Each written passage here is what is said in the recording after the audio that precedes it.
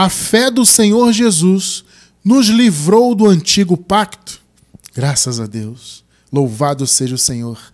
Igreja gloriosa do Pai, povo santo, amados de Deus, mais do que vencedores em Cristo. Igreja sem ruga, sem mácula, abençoados com todas as bênçãos espirituais. Povo santo de Deus. Meus amados irmãos, hoje eu quero dar continuidade ao nosso raciocínio que foi feito na semana passada, né? Na semana passada nós falamos a respeito da fé do Senhor Jesus, que é a fé que foi manifestada na nova aliança.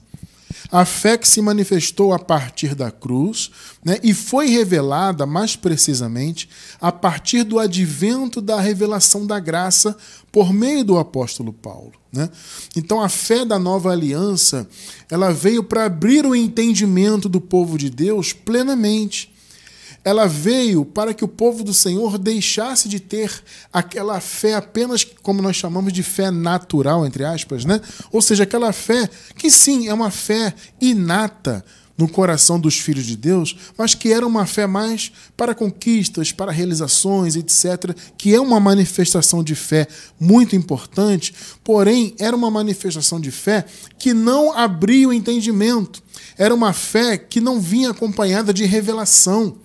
Até porque não era o tempo para isso, né, abençoados?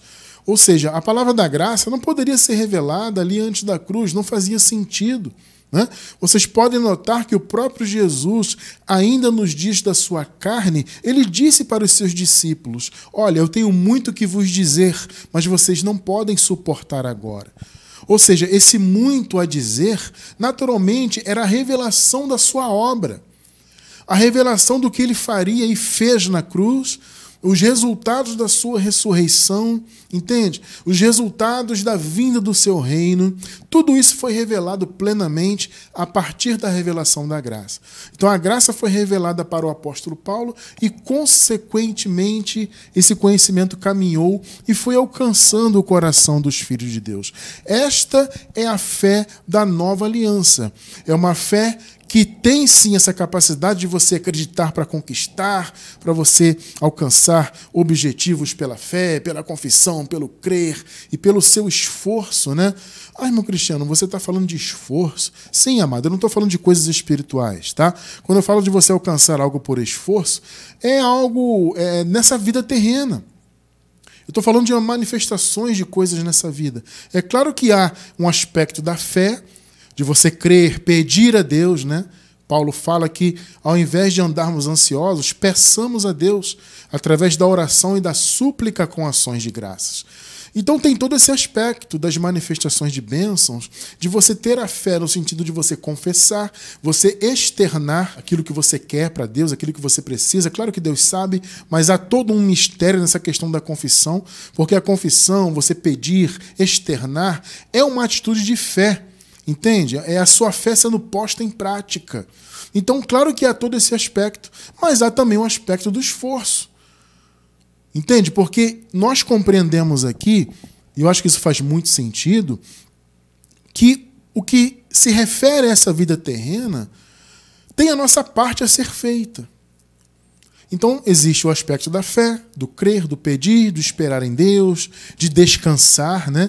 Descansar em Deus também é uma atitude de fé, mas tem um aspecto de você fazer a sua parte.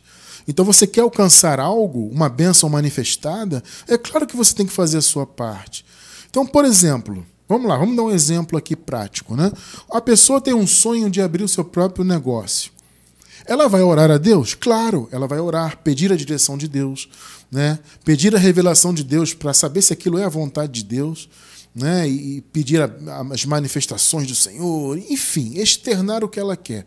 Agora, se ela não se esforçar, se ela não juntar recursos, se ela não estudar a área onde ela quer atuar, etc., a pessoa não vai conseguir abrir.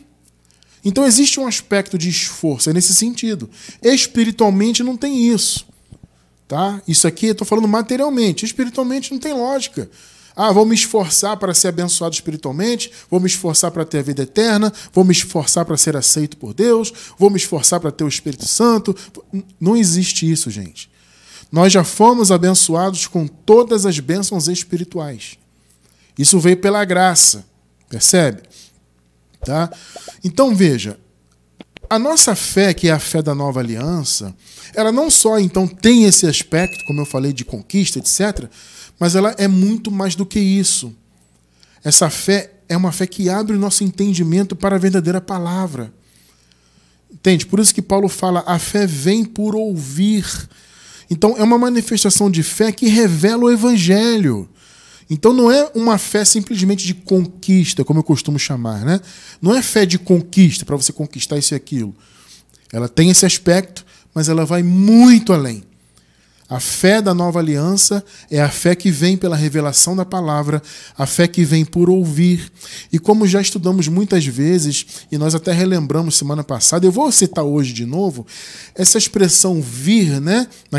Naquele trecho da carta aos Romanos, a fé vem. Em algumas versões aparece assim, a fé é, ou a fé vem. Esse vem, significa algo que vem de dentro para fora. A palavra no grego aponta para isso. Algo que se manifesta, que está lá dentro e se manifesta exteriormente. Qual é o sentido disso, irmão cristiano?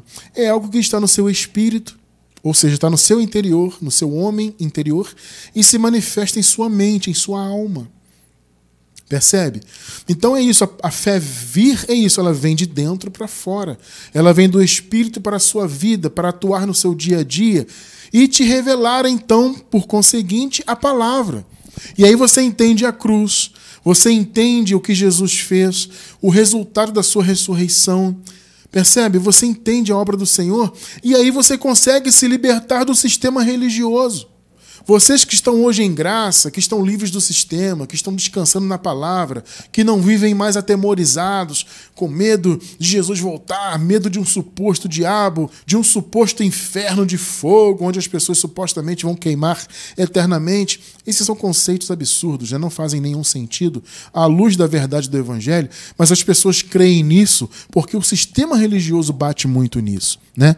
Então as pessoas vivem nesse medo, nessa angústia, aquela coisa toda, porque elas não têm a fé da nova aliança revelada. Elas, sendo filhas eleitas, elas até têm o dom da fé dentro do espírito delas, mas elas precisam ouvir a palavra para que a fé venha. E a única palavra é a palavra da graça. Então essa revelação da fé da nova aliança, que é a fé, como vimos semana passada, do próprio Senhor Jesus em nós, não é a sua fé que você decidiu ter, tá? Porque a religião apregou isso também, né? Que a fé que você tem é você que decidiu ter por livre-arbítrio. Então você decidiu aceitar Jesus, entre aspas. Eu sempre coloco, quando eu falo de aceitar Jesus, eu sempre coloco entre aspas, porque é um conceito que na verdade não existe. É um conceito extra-bíblico, criado por raciocínios humanos. Tá? Não existe aceitar Jesus na Bíblia. Tá? Existem versículos isolados, distorcidos, que nós já estudamos aqui à beça, né? E futuramente pretendemos voltar a estudar, claro, mas nós temos estudos em nosso canal sobre isso. Aliás, eu vou deixar na descrição do vídeo a playlist nossa de predestinação. Tá? Nessa playlist você vai encontrar vários estudos, e um desses estudos fala justamente dessa questão do aceitar Jesus, que na verdade é um conceito blasfemo. É uma blasfêmia isso aí. Tá? Então não é a pessoa que decidiu aceitar Jesus e ela decidiu ter a fé que é dela. Não, não. Nenhum homem tem essa capacidade. A fé que nós temos e hoje exercemos é a fé de Jesus, que foi a fé de Abraão. E o apóstolo Paulo explica isso maravilhosamente, né? A fé que era de Abraão se manifestou em Cristo, por quê? Porque Cristo foi o descendente direto de Abraão. O Paulo usa esse argumento de maneira maravilhosa, né? Então, aquela fé de Abraão é a fé de Jesus e que veio ser a nossa fé que Jesus colocou em nosso coração. A porção de fé que a palavra diz que o Senhor deu a cada um é a fé dele e que vem a ser a fidelidade dele. Porque a palavra fé também significa isso, né? O sentido de fé não é só você crer, o sentido se confunde também com fidelidade. Então foi não só o crer de Jesus, né? Mas a fidelidade dele. Assim como Abraão foi fiel a Deus. Vocês estão entendendo? Abraão creu, mas ele também foi fiel a Deus. ao ponto de ele obedecer o chamado de Deus para imolar o seu próprio filho. Ele não chegou a concluir a obra, mas ele foi fiel. Ele foi até o fim. Percebe? Essa mesma disposição foi a de Jesus em fazer a sua obra. Jesus assumiu o seu chamado e ele morreu pelos pecados do povo dele. Ele sentiu medo? Sentiu.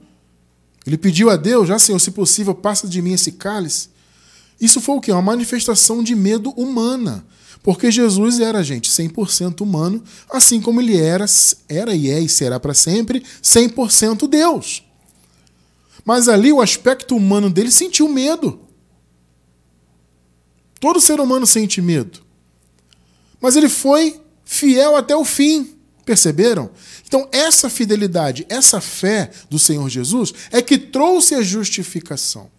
Então, quando a palavra fala em justificação pela fé, é a fé de Jesus em nós. Não é a nossa fé. Você foi justificado porque você exerceu a sua fé. Você aceitou Jesus, você segue aqui na igreja, cumprindo as ordenanças, você cumpre os mandamentos. Não. Foi a fidelidade do Senhor Jesus. Foi a fé do Senhor Jesus que trouxe a justificação. E essa fé foi implantada, então, em nossos corações. Então, se você hoje crê em Deus, crê no Senhor Jesus, é porque foi a fé dele implantada em você, pelo fato de você ser eleito dele. Perceberam? Então, amados, a fé da nova aliança revela tudo isso. A fé do Senhor Jesus. E uma das principais consequências da fé do Senhor Jesus foi a libertação do antigo pacto. No contexto aqui do primeiro versículo, nós lemos Gálatas 3:23, o contexto do primeiro versículo foi justamente isso, é justamente isso. O Paulo está ali tratando, aliás, praticamente toda a carta aos Gálatas, o Paulo está tratando das questões das obras da lei, as quais aquela igreja estava regredindo, Então Paulo estava tratando disso, e aqui ele está falando, olha, antes que viesse esta fé, que é a fé da graça, a fé da nova aliança, nós estávamos sob a custódia da lei, nela encerrados, até que a fé que haveria de vir. Perceberam? Ou seja, irmão Cristiano, que tempo é esse haveria de vir? Em relação ao antigo pacto, A fé que haveria de se manifestar, que estava sendo aguardada, que era uma fé que ia além da fé do antigo pacto, como nós vimos no estudo passado. Então essa fé, essa manifestação da fé, que além de nos trazer a fé para conquistar, etc., aquela coisa toda, é uma fé também que revela a palavra, revela a cruz. É a palavra da cruz revelada em nosso entendimento. Então essa fé haveria de vir e ela veio. E como acabamos de ler, ela foi revelada. Então ela veio a partir de Jesus, a sua fé, a sua fidelidade, o cumprimento de sua obra e a revelação por meio do evangelho da graça. Entende? Isso tudo redundou em quê? Na libertação do povo do antigo pacto. Então aqueles irmãos que estavam ali na igreja primitiva e que começaram a ter contato com a palavra da graça, a partir do momento que Paulo foi levantado por Deus para trazer essa revelação, aqueles irmãos começaram a se libertar das obras da lei. Mesmo os judeus, principalmente eles, aliás, porque os não-judeus, chamados gentios, sequer tinham lei para cumprir. E os judeus que viviam debaixo da lei, então, foram sendo libertos. Só que houve um momento em que os judaizantes começaram a querer penetrar nas igrejas com essa ideia de que todos ali, inclusive os próprios gentios, deveriam viver debaixo da lei. A ideia deles era essa. Olha, vocês creram em Jesus? Tudo bem, mas tem que cumprir a lei. Então o judeu tinha que se manter cumpridor da lei e o gentio tinha que circuncidar, caso fosse homem, e seguir os mandamentos. Então Paulo escreveu a carta aos Gálatas justamente para alertar os Gálatas. A carta tem até um tom de puxão de orelha, porque Paulo disse, olha, vocês foram chamados na graça, criados em graça, e vocês estão regredindo para outro evangelho. Então a fé da nova aliança, que foi revelada naquela igreja por meio do evangelho da graça, estava sendo abafada pelo raciocínio judaizante e religioso. Ou seja, o antigo pacto estava retornando para o raciocínio daquela igreja. Então eles estavam começando a se preocupar, por exemplo, com dias de festas judaicas, né? Estavam guardando sábados, inclusive, e as demais festas dos judeus. O Paulo cita, inclusive, no contexto da carta, né? Ele chega a dizer, vocês estão guardando dias e meses e tempos e anos? E Paulo fala, receio que eu trabalhei em vão para convosco. Ou seja, eu trabalhei à toa, porque eu preguei a graça, ensinei a palavra, e vocês estão agora guardando sábados e guardando festas judaicas. Perceberam o puxão de orelha do apóstolo Paulo? Por quê? A fé da nova aliança foi revelada, mas eles estavam regredindo. Então, aquela libertação que estava começando a acontecer na vida deles, em relação aos raciocínios do antigo pacto, aquela libertação estava se perdendo. Porque o evangelho da graça e a fé de Jesus Cristo em nós nos liberta do antigo pacto. Uma das principais características na vida de alguém que está vivendo a fé verdadeira do Senhor Jesus, a fé revelada na nova aliança, é justamente não viver mais no raciocínio do antigo pacto. Nós vivíamos, a maioria pelo menos. Os irmãos sabem que eu vim do sistema, praticamente fui criado ali, desde criança no sistema pentecostal, durante um tempo fui da igreja batista, etc. Cheguei a frequentar a igreja adventista do sétimo dia, mas foi só assim um curto período de tempo, né? Não cheguei a pertencer à membresia ali nem nada, não me envolvi diretamente, mas estive ali, assisti alguns estudos deles, etc. Enfim, depois retornei para a pentecostal, eu tive essa vida religiosa, percebe? Então a revelação da verdadeira palavra, a verdadeira fé, a fé da nova aliança, me libertou desse conceito do antigo pacto, porque essas chamadas igrejas, todas elas têm o antigo pacto impregnado nelas. Ou seja, o conceito, ou os conceitos, porque são vários, né? Então, o raciocínio dos irmãos é uma mistura de evangelho, porque eles leem, né, a Bíblia ali no chamado Novo Pacto, né? Então, eles até leem cartas de Paulo, etc. Mas eles misturam os conceitos de Cristo, da cruz, da morte do Senhor, com conceitos do Antigo Pacto. Por que eles fazem essa mistura? Justamente porque o Antigo Pacto está impregnado. Eles não estão libertos do Antigo Pacto. Então a fé da nova aliança tem esse poder de nos libertar definitivamente do Antigo Pacto, né? Aí de repente você vai dizer o seguinte, tudo bem, irmão Cristiano, eu entendo isso. Mas nós sabemos que cronologicamente ninguém está debaixo da lei. Claro, concordo plenamente com isso, até mesmo porque eu sou um dos defensores dessa ideia, né? Cronologicamente, ninguém está debaixo da lei. Isso é uma grande verdade, tá? Porque a palavra diz que o fim da lei é Cristo. Já vamos explorar esse conceito, tá? Um pouquinho mais a fundo. E a palavra diz, como acabamos de ler, que a lei conduziu o povo até que... Vamos ler de novo o primeiro versículo? Olha só. Antes que viesse esta fé, estávamos, olha só, sob a custódia da lei. Estávamos, olha o verbo, olha o tempo verbal. Nela encerrados. Agora veja, até que, pegou? Até que. Essa expressão até que nos mostra que o advento da fé da nova aliança encerrou o regime da lei.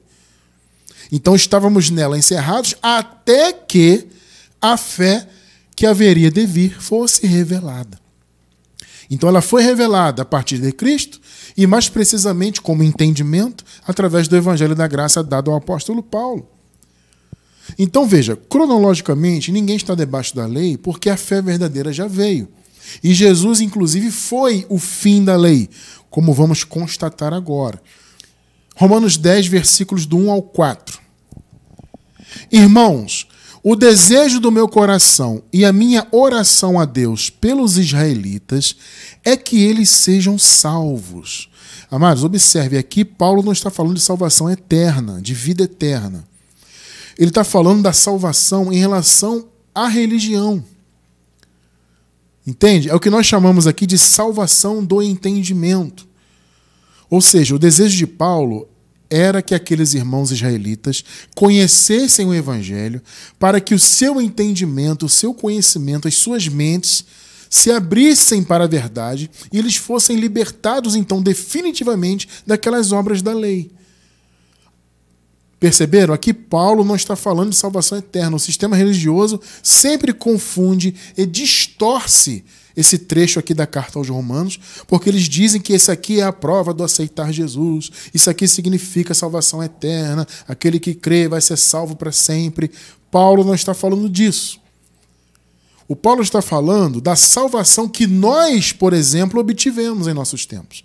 Ou seja, éramos religiosos, estávamos com as nossas mentes presas no sistema, em todo aquele conceito do antigo pacto, e a nossa mente foi salva. Você que hoje está em graça, que antes era religioso, a sua mente foi salva, foi liberta. Esse é o sentido aqui do contexto, tá? Eu vou deixar na descrição do vídeo um estudo sobre a salvação da mente. Quer se aprofundar nisso? Eu não vou me aprofundar hoje, que hoje não é o assunto, mas quem quiser é só achar o link aí na descrição do vídeo. Quem está assistindo no YouTube pela gravação, tá? Sobre salvação da mente. Versículo 2. Posso testemunhar que eles têm zelo por Deus, mas o seu zelo não se baseia no conhecimento. Perceberam? O assunto de Paulo aqui é o entendimento, conhecimento, é a mente. As mentes dos israelitas não estão salvas. Eles até têm zelo por Deus. Então tudo indicava que eles eram, pelo menos esses que Paulo está citando, eles eram da salvação. Eles tinham zelo por Deus, mas não tinham conhecimento. Não era um zelo baseado em conhecimento. Veja só o 3. Porquanto, vejam, ignorando. O que é ignorar? Ignorar é não saber, é não conhecer, né? Portanto, ignorando a justiça que vem de Deus, que é pela fé de Jesus, não em Jesus, né? Semana passada nós relembramos esse conceito, né? Que você lê na Bíblia fé em Jesus, pela fé em Jesus, e não tem esse conceito de fé em. No texto em grego não tem fé em Jesus. No grego é a fé de Jesus. Então veja, ignorando a justiça que vem de Deus. Ou seja, os israelitas, eles ignoravam, eles não tinham conhecimento da justiça que veio de Deus. A justiça que veio da fé do Senhor Jesus. Percebe? Da fidelidade de Jesus, da obra de Jesus. Eles ignoravam, porque não conheciam o Evangelho. A fé da nova aliança não havia se manifestado na vida daqueles israelitas. Então eles ignoravam. Percebe que é uma questão de conhecimento? Então eles viviam tendo zelo por Deus, ou seja, cumprindo obras da lei, e achando que estavam agradando a Deus com aquilo. Veja só, amados, se isso não é um retrato nosso, hoje, no caso, relativamente ao nosso passado. Porque nós também no passado, que vivíamos na religião ali, cumprindo obras da lei, sacrificando, tomando santa ceia, e faz jejum, e faz campanha, e passa o óleo, isso e aquilo. Nós não éramos também zelosos por Deus? Quando você era religioso, você também não tinha esse entendimento? Que você estava zelando pelas coisas de Deus, que você era uma pessoa fiel ao Senhor? É a mesma coisa que Paulo está falando aqui. Os israelitas tinham aquele zelo, mas não era um zelo com entendimento. Por quê? Porque o entendimento deles, a mente deles, não havia sido salva. Ou salvas, né? As mentes não haviam sido salvas. Então eles ignoravam a justiça de Deus. Ou seja, ignoravam o que Jesus fez. Porquanto, ignorando a justiça que vem de Deus, e procurando estabelecer a sua própria. Mais uma vez, não é um retrato nosso no passado? Nós tentávamos também estabelecer a nossa justiça por meio de obras? Nós achávamos que seríamos justificados diante de Deus pelas obras que nós fazíamos nas igrejas, ou chamadas igrejas, né? É um retrato do povo hoje. Eles ignoram a justiça e querem estabelecer a sua. Através de quê? De frequentar templo de pedra, através de jejum, através de sacrifícios, através de santa ceia e de batismos em águas e de fazer campanha, etc, etc, etc. Então, ignorando a justiça que vem de Deus e procurando estabelecer a sua própria, não se submeteram à justiça de Deus. Então, veja, os israelitas não estavam submissos à justiça de Deus por ignorância, porque as suas mentes não haviam sido salvas ainda. 4. Agora veja. Porque o fim da lei é Cristo. Observe o contexto, amados. O Paulo está falando o quê? Olha, os israelitas são fiéis à lei. Eles têm zelo por Deus. Gente, isso é um zelo religioso. O zelo sem conhecimento é um zelo religioso. Irmão Cristiano, nós somos zelosos do Evangelho da Graça. Sim, somos. Mas o nosso zelo é fundamentado em conhecimento, em revelação. Percebeu a diferença? Só que o zelo sem conhecimento é o zelo religioso, que, como eu disse, é o retrato das chamadas igrejas hoje, né? E é o que acontecia com esses israelitas. Então Paulo fala, eles são fiéis à lei, são zelosos da lei, mas o zelo é sem entendimento, eles não entendem o quê? Que o fim da lei é Cristo. Perceberam? Para a justificação de todo o que crê. Ou seja, que crê como consequência da fé do Senhor Jesus. O crer não é a causa, né? Eu já expliquei isso aqui muitas vezes. As pessoas têm esse entendimento, especialmente na religião, né? Que o crer partiu delas e que esse crer, ou crer, né? Ele é o que resulta, ele é o que traz as consequências espirituais. Ele que traz a vida eterna, ele que torna as pessoas filhas. É o crer que elas decidiram ter. Em momento algum encontramos isto no Evangelho. O crer é uma consequência. A pessoa de antemão é filha, foi eleita desde antes da fundação do mundo, e aí, consequentemente, ela crê. Percebeu, né? Então, observaram como é claro isso aqui? Os israelitas eram fiéis à lei, zelosos por Deus, mas era um zelo sem entendimento. E Paulo fala, eles ignoram a justiça de Deus, não entendem que o fim da lei é Cristo. Ou seja, eles são zelosos porque não entenderam que Cristo colocou fim à lei. E é interessante, eu quero me aprofundar um pouquinho nessa palavra fim, porque existem alguns segmentos do cristianismo que defendem a prática das obras da lei, né? Com ênfase, inclusive, nos 10 mandamentos. Né? Então, tem alguns que dizem assim, eles separam. Né? Não, existem os mandamentos da lei que são cerimoniais e existem os mandamentos da lei moral.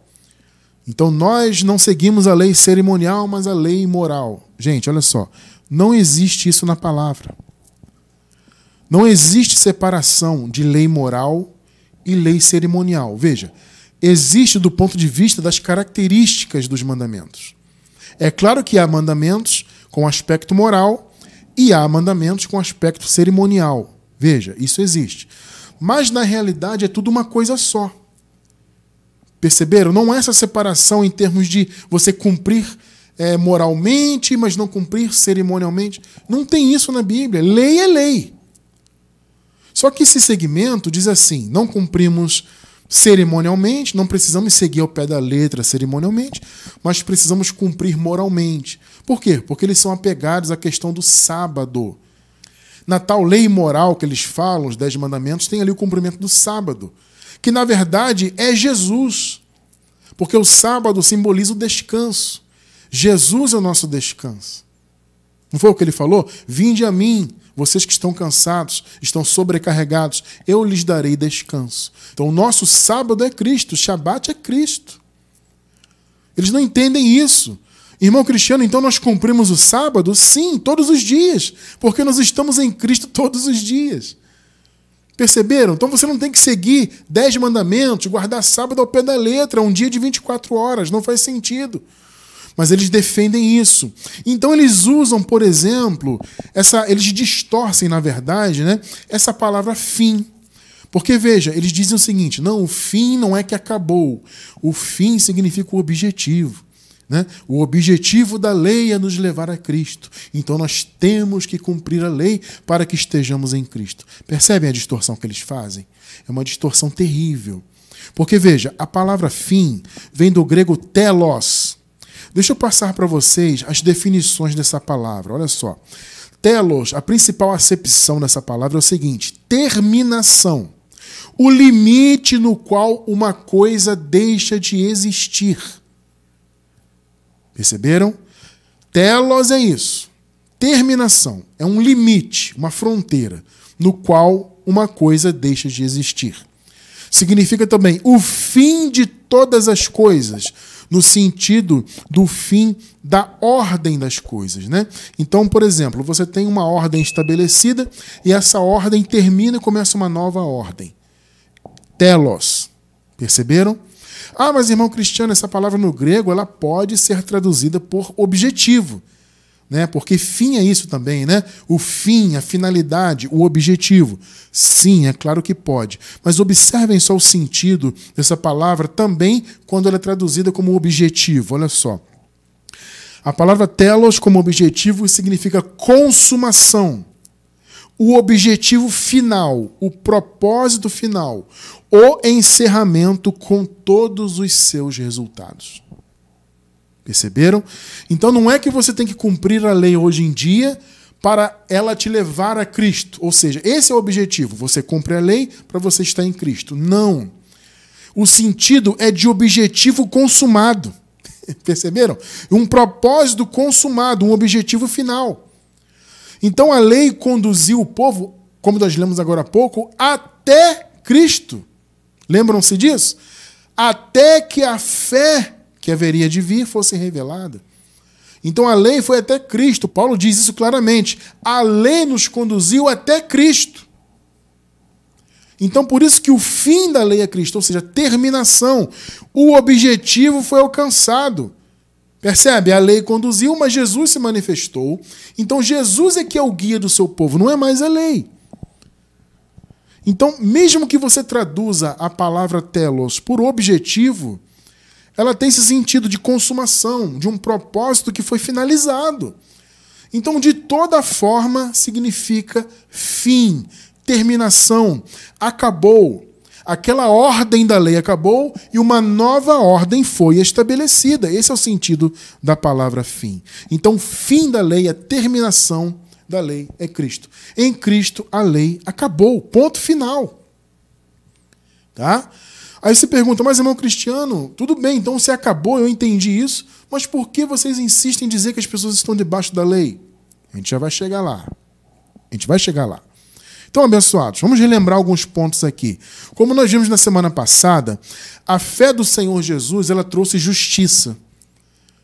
A justiça que vem pela fé é a fé do Senhor Jesus.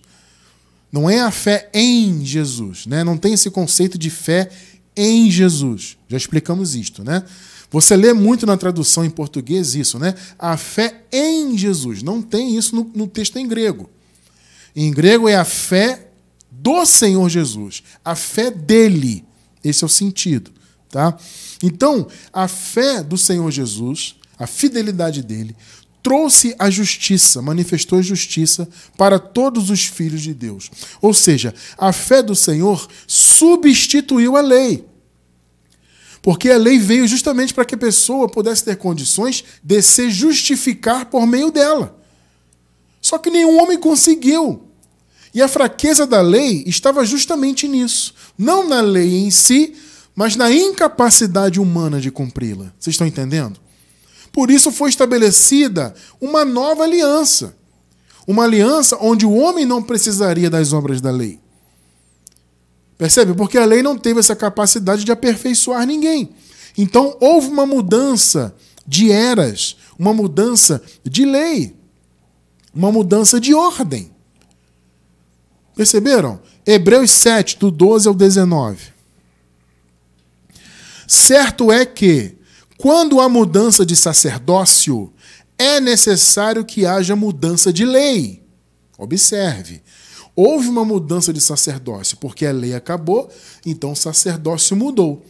Deixou de ser o sacerdócio dos levitas, né, dos sumos sacerdotes, para ser o sacerdócio de Jesus. Ou seja, Jesus assumiu a direção, por assim dizer, né? 13. Ora, aquele de quem se dizem essas coisas pertencia a outra tribo, da qual ninguém jamais havia servido diante do altar. Ou seja, Jesus não veio da tribo de Levi. Esse é o raciocínio que está sendo desenvolvido aqui. Entende? O sacerdócio de Jesus não veio da lei. Ou seja, o sacerdócio de Jesus não tem ligação com a lei, não veio daquela linhagem. Porque Jesus não foi da tribo de Levi. Jesus foi da tribo de Judá, não de Levi. Perceberam o raciocínio? Interessante, né? Por isso que está dizendo aqui, ó, aquele de quem se dizem essas coisas, ou seja, Jesus, pertencia a outra tribo, não era dos levitas.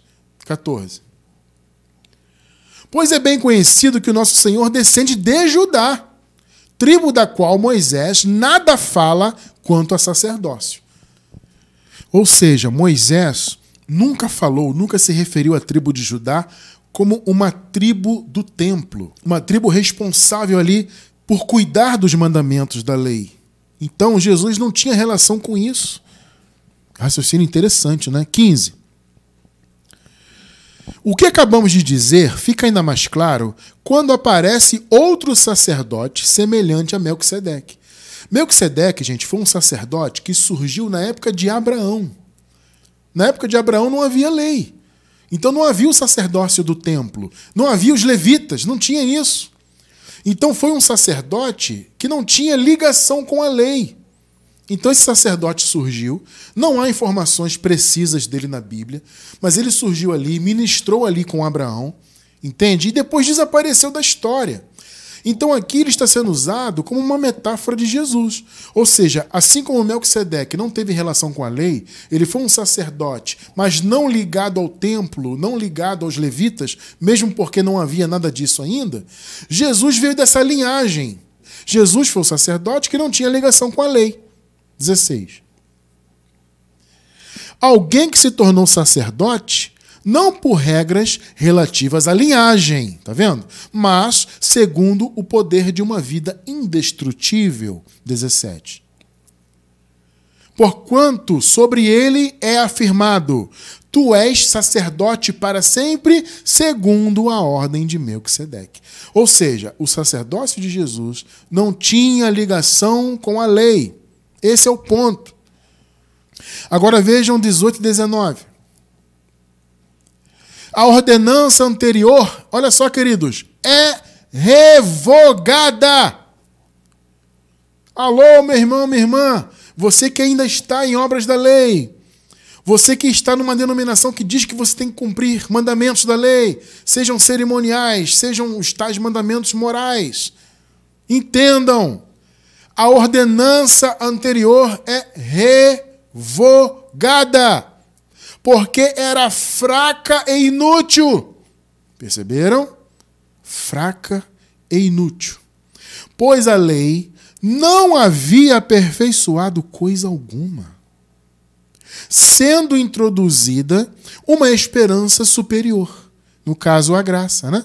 Pela qual nos aproximamos de Deus. Então, queridos, foi a graça, a nova aliança, que é uma aliança de superiores promessas, que aproximou o povo de Deus do Criador, do próprio Deus.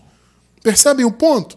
Então, o povo do Senhor, os filhos que estavam separados pelo pecado, foram reaproximados ao Senhor, foram reconciliados com o Criador, pela graça, pela justiça da fé do Senhor Jesus. A justiça é estabelecida pelo Senhor. Então aquela primeira ordenança foi revogada. O fim da lei é Cristo. Pegou, né?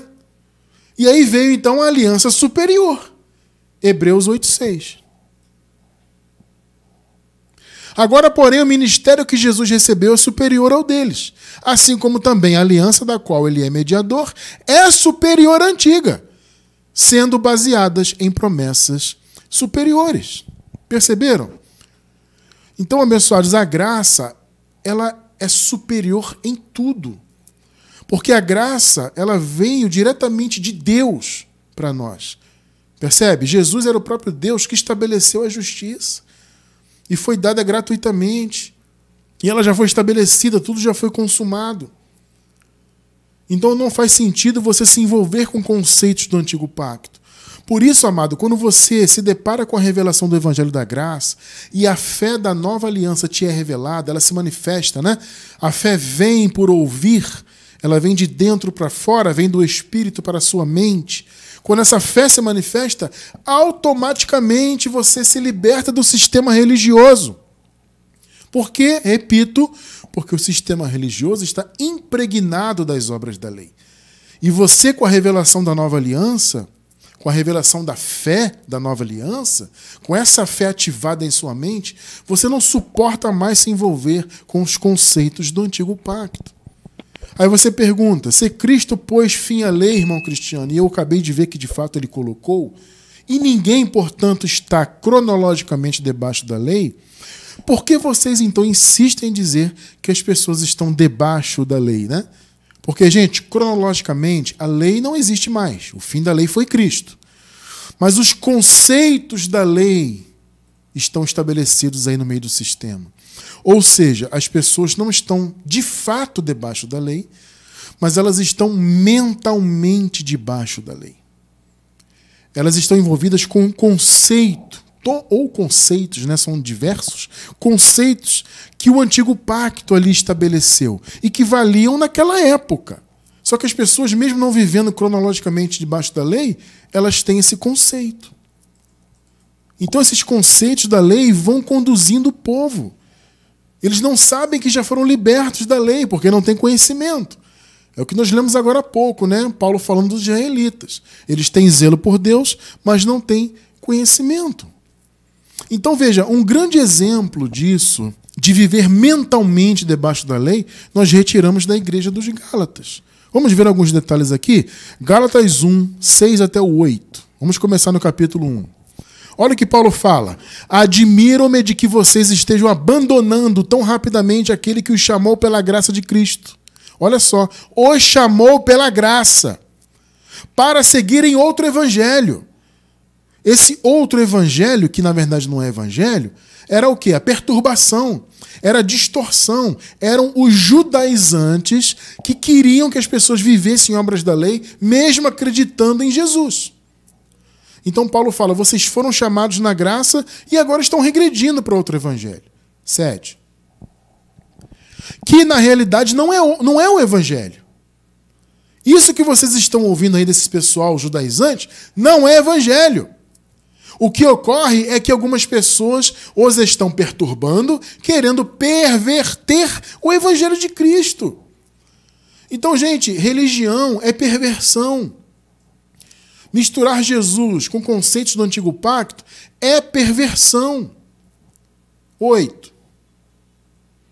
Mas, ainda que nós, ou um anjo dos céus, pregue um evangelho diferente. Gente, observe a hipérbole que Paulo faz aqui. Ele exagera até de propósito para dar força ao seu argumento. Ele fala, ainda que nós, ou um anjo dos céus.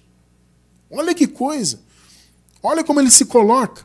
Gente, se amanhã ou depois eu mesmo, Paulo, vier com outra ideia, mudar de ideia, começar a pregar legalismo, lei para vocês, anátema, amaldiçoem. E mesmo que não seja eu, se vier um anjo brilhante, maravilhoso, com asas do céu, se pregar outro evangelho além da graça, anátema.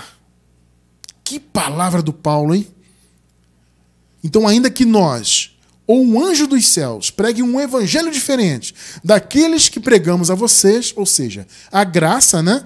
Vocês acabaram de ler, eles foram chamados pela graça, que seja amaldiçoado.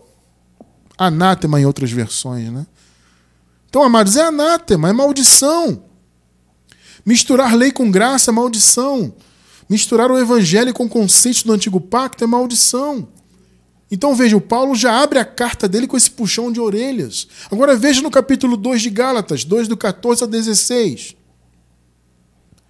Quando vi que não estavam andando de acordo com a verdade do evangelho.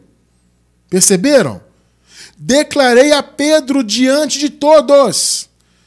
Você, Pedro, é judeu, camarada, mas vive como gentio. Ou seja, você não se preocupa mais em cumprir obras da lei, Pedro. Você é judeu, mas vive como gentio. Você não cumpre obras da lei. E não como judeu. Portanto, como pode obrigar gentios a viverem como judeus? Perceberam a hipocrisia do Pedro? Não só Pedro, né? É que Pedro aqui, amados, ele era o cabeça, vamos dizer assim, da circuncisão, né? O Paulo chega a declarar isso aqui no contexto. Então, a circuncisão, aqueles da parte de Tiago, que Paulo fala no contexto, né? E tudo mais, eles queriam que as pessoas vivessem cumprindo obras da lei, inclusive os próprios gentios. Ou seja, eles não eram contra que os judeus continuassem cumprindo obras da lei, fossem fiéis à lei, e queriam até que os gentios vivessem como os judeus. E aí Paulo puxou a orelha de Pedro.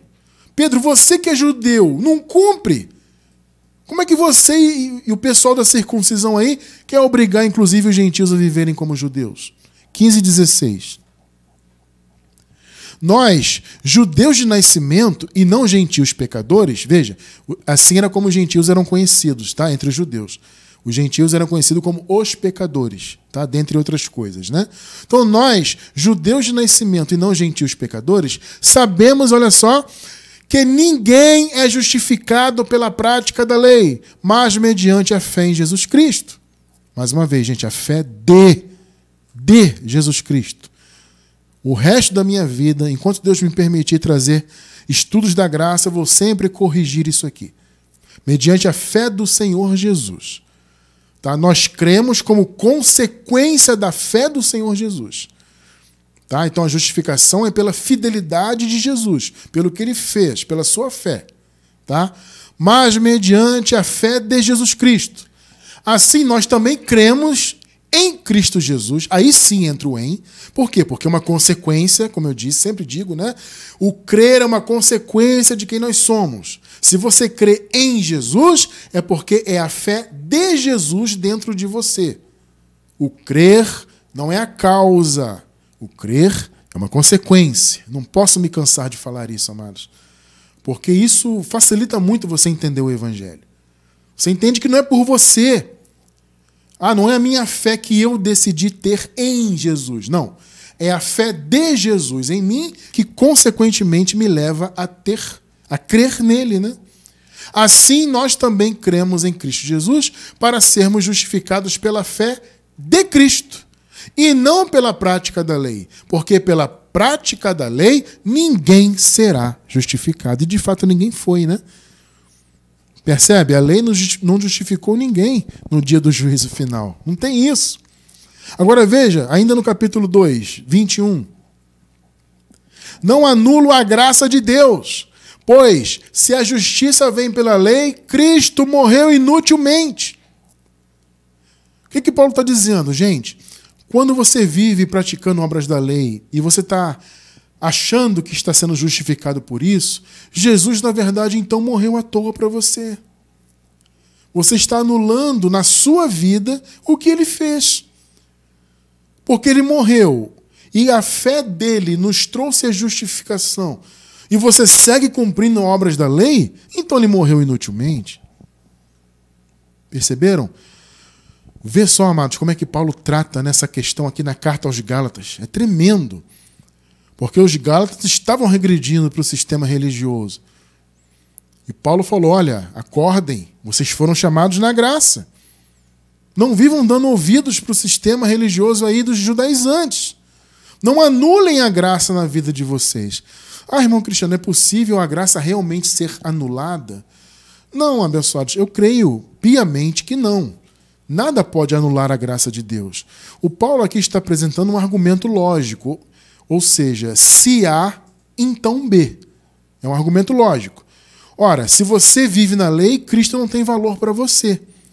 É isso que Paulo está apresentando. Ou seja, abandonem obras da lei para que o que Cristo fez tenha valor na vida de vocês. Vocês estão desvalorizando o que ele fez, uma vez que vocês estão ainda dependendo de obras da lei. Ou seja, a pessoa, ela anula no sentido de que ela não vive o que a graça estabelece para ela. Ela vive, então, em obras da lei, em sacrifícios, não descansa. E eu acredito até que isso afeta galardão, né? Porque o galardão são tesouros nos céus. Jesus falou sobre isso, né? Ajuntem tesouros nos céus, onde o ladrão não pode roubar, a traça não pode comer o seu tesouro. Entende? Então, na eternidade, haverá galardões. Veja, galardão não é apenas a vida eterna. Vai além da vida eterna. Galardões são tesouros nos céus. Nós já estudamos isso, futuramente pretendemos estudar, se Deus permitir, novamente. Então eu creio que isso afeta galardões. É aquela história que Paulo fala escrevendo aos Coríntios, né?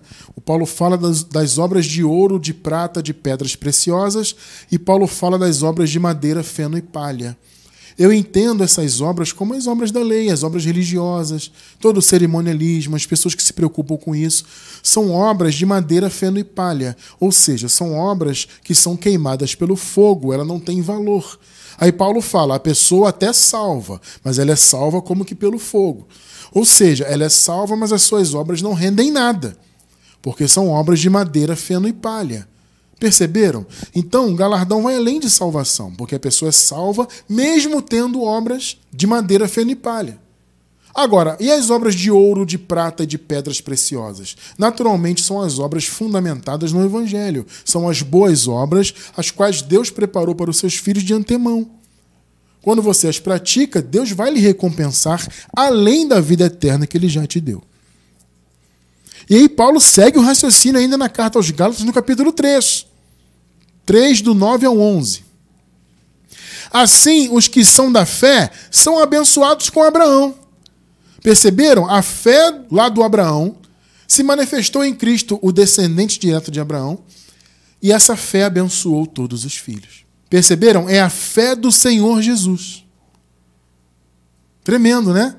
A fé manifestada lá em Abraão se manifestou posteriormente em Cristo, porque Cristo foi o descendente direto de Abraão, como Paulo fala, e essa fé trouxe a justificação e as bênçãos espirituais para todos os filhos. 10. Já os que se apoiam na prática da lei estão debaixo de maldição, pois está escrito, maldito todo aquele que não persiste em praticar todas as coisas escritas no livro da lei. Então a pessoa acaba se colocando, amados, debaixo de maldição, porque ela fica separada de Cristo, como Paulo fala, né? Separados estáis de Cristo, vós que vos justificais pela lei. Percebe? Está separado de Cristo, ou seja, está mentalmente separado, não serve a Cristo de verdade. Isso afeta galardão, porque a pessoa se coloca debaixo de maldição, porque se ela cumpre um requisito da lei, ela é obrigada a cumprir todas. Por isso que as pessoas estão envolvidas em todos esses requisitos da lei aí, mesmo sem saber, né? Elas pensam que estão na graça, mas elas estão envolvidas com todo esse raciocínio do antigo pacto. Então isso acaba acarretando uma maldição, porque a pessoa não serve a Deus de verdade, em espírito e em verdade. A pessoa não tem um raciocínio, a mente de Cristo ativada. Então a pessoa vive ainda com medo, medo do inferno, medo do diabo, medo de Deus, medo de perder a salvação, medo do apocalipse. E tem que cumprir, e paga o preço, e não descansa, e Jesus voltar eu vou ficar, e por aí vai. Quer maldição pior que essa? E aí, mais uma vez, isso acaba redundando em perda de galardão. Salvação não se perde, amados, nós sabemos disso. Mas galardão sim, porque é pelas obras, é pelo que você faz. Se você faz obras de madeira, feno e palha, ou seja, obras religiosas, você não será recompensado por elas. Isso é muito claro, né? 11. É evidente que diante de Deus, ninguém é justificado pela lei, pois o justo viverá pela fé. Perceberam? Nós vivemos pela fé. A fé de Abraão e a fé do Senhor Jesus. A fé lá do Abraão e a fé do Senhor Jesus foi implantada em nossos corações. Inclusive, já nascemos com esse dom, porque todos os filhos de Deus têm esse dom. Têm todas as bênçãos, né? Inclusive o dom da fé. Então é a fé do Senhor em nós e que nos leva a crer. Então veja, crer em Jesus é pela fé do Senhor Jesus em nós. Nós, por nós mesmos, nunca teríamos qualquer manifestação de fé. A nossa fé veio de Deus. A fé que Deus manifestou no coração de Abraão foi a fé do Senhor Jesus, que fez ele ser fiel até o fim em sua obra. E essa fé foi implantada em nosso coração. Por isso nós cremos. O crer é uma consequência. Percebe? Então, a fé da nova aliança traz isso. Ela nos trouxe a capacidade não só de conquistar, de ter fé, de confessar, aquela coisa toda, mas também todo esse conhecimento da graça. o conhecimento da cruz, a libertação do sistema religioso. O sistema religioso diz que está na graça, mas eles, por exemplo, ensinam as pessoas a jejuarem, ensinam as pessoas a guardarem sábados e festas judaicas. Muitas celebram aí Pentecostes, muitas celebram festa dos tabernáculos. Tudo isso são festas da lei, gente. Além dos batismos, né? As lavagens por meio da água, né? Na lei tinha isso, as abluções, eram as lavagens por meio da água. A Páscoa ou festa dos pães ázimos, essa Santa Ceia nada mais é do que um resquício daquela cerimônia da Páscoa, que Jesus encerrou lá com os seus discípulos. Ele fez a última Páscoa antes de morrer. Entende? Mas as pessoas insistem em ressuscitar essa tal Páscoa, mas chamam de Santa Ceia. Entende? A circuncisão do prepúcio. Até hoje, amados, os judeus fazem circuncisão do prepúcio. Essa questão de sacerdotes, essa dependência, né? Eu preciso de um sacerdote, ele que vai me abençoar. Esse sacerdote vai colocar as mãos na minha cabeça e eu vou receber a bênção. Ele vai passar um óleo na minha cabeça, ele vai jogar uma água benta sobre a minha cabeça, eu vou ser abençoado pelo sacerdote. Essa visão, essa dependência sacerdotal, isso vem do Antigo Pacto. Vocês estão entendendo, amados? Cronologicamente, ninguém está debaixo da lei, mas mentalmente eles estão. Porque todo esse conceito que eu acabei de falar, festas judaicas, jejuns, abluções, Páscoa judaica, circuncisão do prepúcio, dependência sacerdotal, as proibições e imposições. Eu posso fazer isso, não posso fazer aquilo. Ah, porque a minha igreja não permite, não sei o quê. Sabe? Tudo isso são obras da lei. Ou pelo menos raciocínio da lei impregnado na igreja. Entende? Além da questão, por exemplo, de achar que somos pecadores ainda, né? Que devemos pedir perdão pelos pecados, ou a Deus, ou ao sacerdote, que devemos nos santificar diante de Deus, nos consagrar. Ué, irmão Cristiano, mas nós não temos que ser santos? Sim, amados, diante da sociedade, o bom testemunho. Agora, a santificação diante de Deus já foi feita, já foi estabelecida. As pessoas querem se santificar espiritualmente para que Deus eventualmente os aceite ainda. Então sacrifica, jejum, e joelho no pó, e aquela coisa toda da lei, do legalismo. Entende? Não é que você não tem que ter uma vida santa. Claro que você tem, como consequência de quem você é. Você é filho de Deus, consequentemente você vai ter uma vida santa.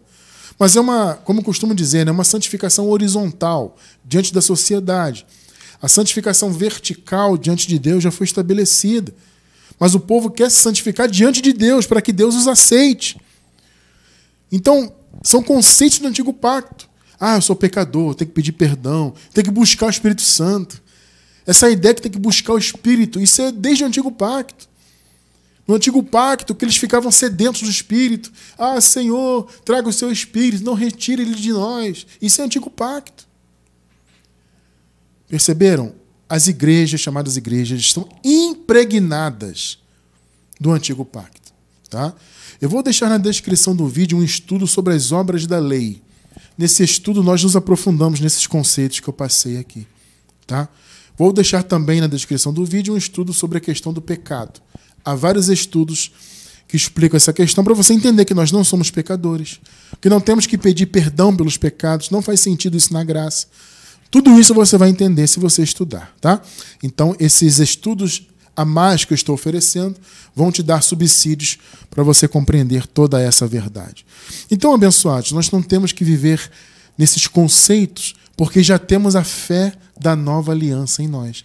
A fé do próprio Senhor Jesus que nos libertou. Nós também fomos libertos do Antigo Pacto, né? Ainda que nós não tenhamos nascido nele, ninguém aqui nasceu antes da cruz, né? Só que nós vivemos, a maioria de nós pelo menos viveu, envolvidos com esse raciocínio aqui. Então, de certa forma, nós também estávamos com a nossa mente lá no Antigo Pacto. Então, a revelação da fé da nova aliança também nos libertou mentalmente do Antigo Pacto. Eu quero encerrar com Gálatas capítulo 5, verso 4. Vocês que procuram ser justificados pela lei, separaram-se de Cristo, caíram da graça. Que coisa terrível, né, amados? Durante muitos anos, eu estive separado de Cristo.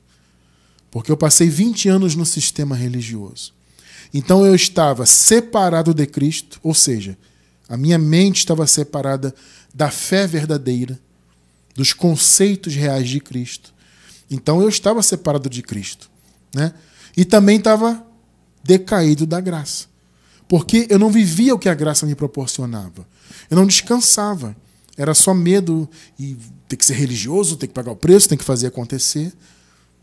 Então não havia descanso, não havia libertação, só havia aprisionamento. Então eu estava separado de Cristo no conhecimento, estava caído da graça. Mas pela misericórdia de Deus, a palavra foi revelada em minha mente, né? Então o que era separação foi aproximação, né? E agora estou em graça, agora não, graças a Deus já há alguns bons anos debaixo da palavra da graça, e vocês também. Vocês também estiveram no sistema religioso, estiveram envolvidos com o antigo pacto, mas a fé da nova aliança libertou a vida de vocês.